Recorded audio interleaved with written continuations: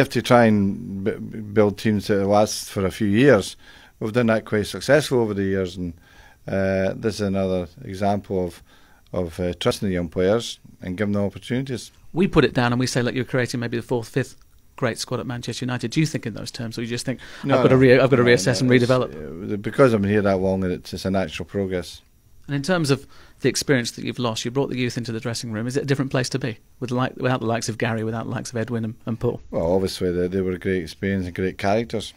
And in terms of that title, what will it mean to some of those players who won it for the first time and hunger? I think that's an important issue. That for Chris Smalling, for instance, who just arrived at club and gets a league medal in his first year, I think it was a fantastic occasion for the boy and gives him an insight into what it means to Manchester United winning a league. Is it the fact that those players are English that makes it easier for them to bed in initially? I think of Ashley Young, you think of Phil Jones, you think of how Chris Smalling has done.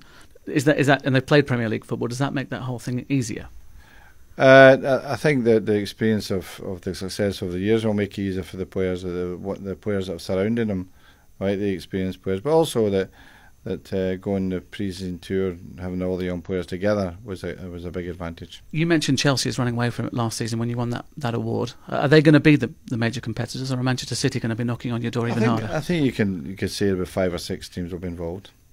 And winning this title is as hard as ever, isn't it? It's always hard. It's a difficult week. It's a week in which it's, if you look at it, you've got the South, you've got the London teams, Arsenal, Tottenham, Chelsea, you've got ourselves in Liverpool, Manchester City in the North. I mean, it's a really, really difficult week to win. You're waiting for your internationals to come back. I think one player who probably benefited from back-to-back games is Darren.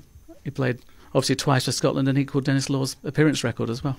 Yeah, well, it was important for him to get a game. Obviously, he was back training with us, but the team had started so well, so the opportunities hadn't arisen for him before he went to play for Scotland, and the fact he's gone there and done so well, that's a measure of his recovery. Has he got all that out of the road now? Are you confident you're going to have him back? He's fine, yeah. And the other person I talked to in the summer was Anderson, and he promised me a different player this season simply because he had his proper pre-season with no injuries. And you're seeing the benefit of that, aren't you? Yeah, I mean, Anderson's a great player, fantastic player, and he's had his injury problems over the years, of course. But, you know, a fit Anderson, and we hope he does stay fit, because he's been unlucky with two big injuries. If he stays fit, he's a fantastic player. Just a final point on the internationals. I mean, David Gill spoke yesterday in Geneva about kind of cutting the number down. I mean, that's music to your ears, isn't it? Well, I've been saying that for years. Do you think it'll happen, though? I don't know.